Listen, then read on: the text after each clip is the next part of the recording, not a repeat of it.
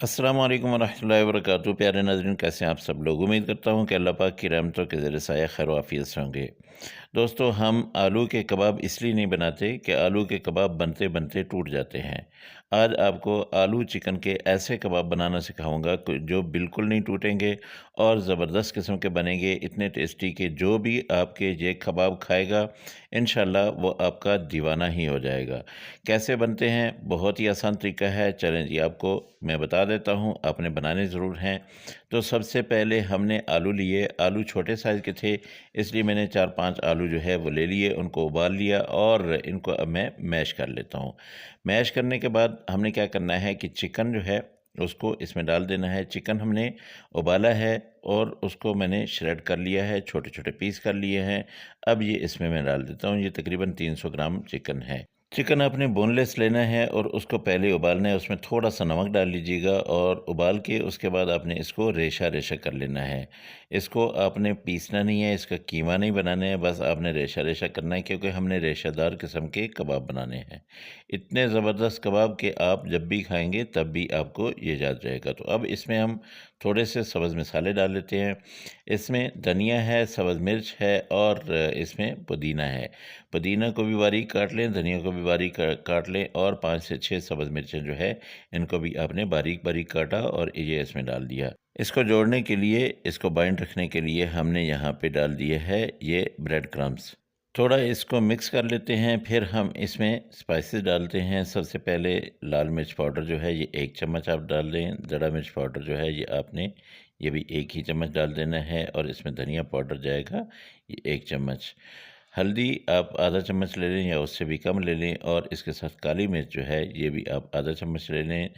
यहाँ पे कसूरी मेथी जो है वो आप 1 चम्मच इसमें डाल दें, बहुत प्यारी खुशबू आएगी। नमक हस्ब ज़ायक़ा डालिएगा। मैं इसमें डाल रहा हूँ 1 चम्मच और 1 चम्मच ही मैंने डाल दिया है ज़ीरा पाउडर। अब इन सब मसालों को हमने अच्छी तरह से मिक्स करना है। मिक्स करते-करते साथ ही आप देखेंगे कि इसकी जो नमी है ना, उसी की वजह से जो है ये जुड़ने लग जाएँगे, ये कबाब बनने लग जाएँगे। आप इसमें अगर थोड़ा-सा पानी का छींटा मारना चाहें तो भी मार सकते हैं, लेकिन उसके बगैर भी ये कबाब जुड़ जाएँगे। इसमें चावल का आटा या बेसन डालने की कोई ज़रूरत नहीं है। ये इंशाल्लाह आपके कबाब इतने मज़े के बनेंगे कि आप एक बार खाएँगे तो इसको बार-बार बनाएँगे। ऐसे करके आपने छोटे-छोटे कबाब बना लेने हैं। बस ये याद रहे कि ऐसे गोल शेप में बनाएँ, इसको शामी की तरह आपने बनाना है। ये सब के सब जैसे जब ऐसे बन जाएँगे, इनको हम रख देंगे साइड पे। इसी दौरान अगर आप लोगों को मेरी ये रेसिपी पसंद आ रही हो तो मेहरबानी करके मेरे चैनल को ज़रूर सब्सक्राइब कर लें और साथ में लगे बेल आइकन को ज़रूर दबा दें।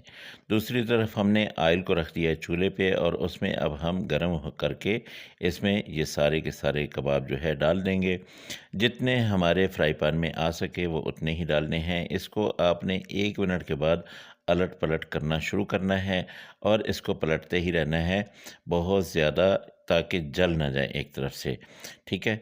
ऐसे करके आप इसका देखते जाएँगे कलर जो है ये जैसे-जैसे चेंज होता जाए तो आपने इनको ऐसे पलटते रहना है।